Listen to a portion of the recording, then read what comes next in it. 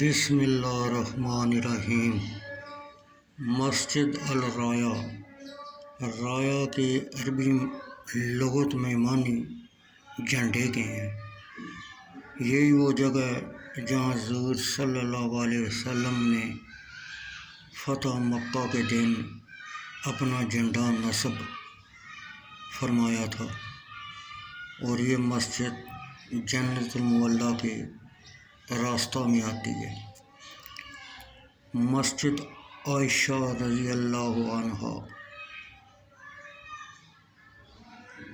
تنعیم میں واقع مسجد، جو مکہ معظمہ سے شمال کی طرف 3 میل کے فاصلے پر واقع ہے۔ یہاں حاجی صاحبان عمرہ کا احرام باندھتے ہیں۔ مسجد جن، وہ مسجد جہاں جنوں نے حاضر ہو کر قرآن شریف اور آپ صلی اللہ علیہ وسلم پر ایمان لائے۔ مسجد غنم یا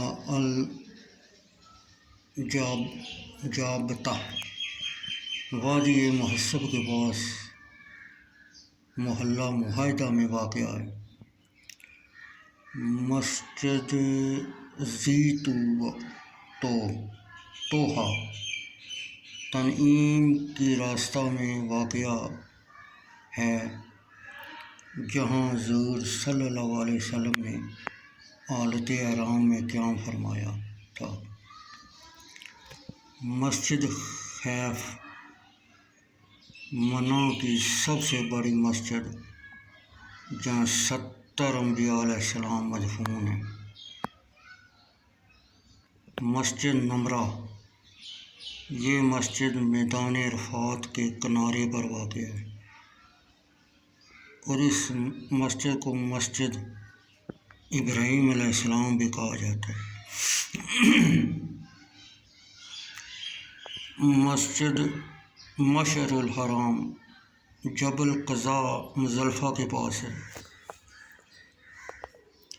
مسجد ابو قیس جبل ابو قیس پر واقع مسجد ہے، جسے آج کل مسجد بلال بھی کہتے ہیں۔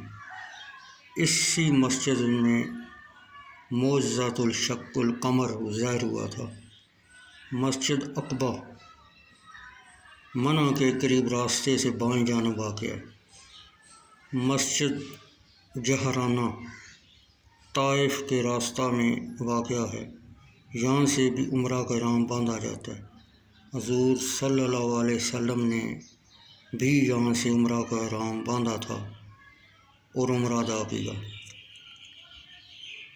جبل الثور مکہ معظمہ سے 3 میل کی دوری پر واقع وہ بلند پہاڑی، جہاں کے غار میں ہجرت مدینہ کے موقع پر حضور صلی اللہ علیہ وسلم نے اپنے دوست اور یار غار ابو بکر صدیق رضی اللہ تعالیٰ عنہ کے ساتھ 3 راتوں تک قیام فرمایا تھا۔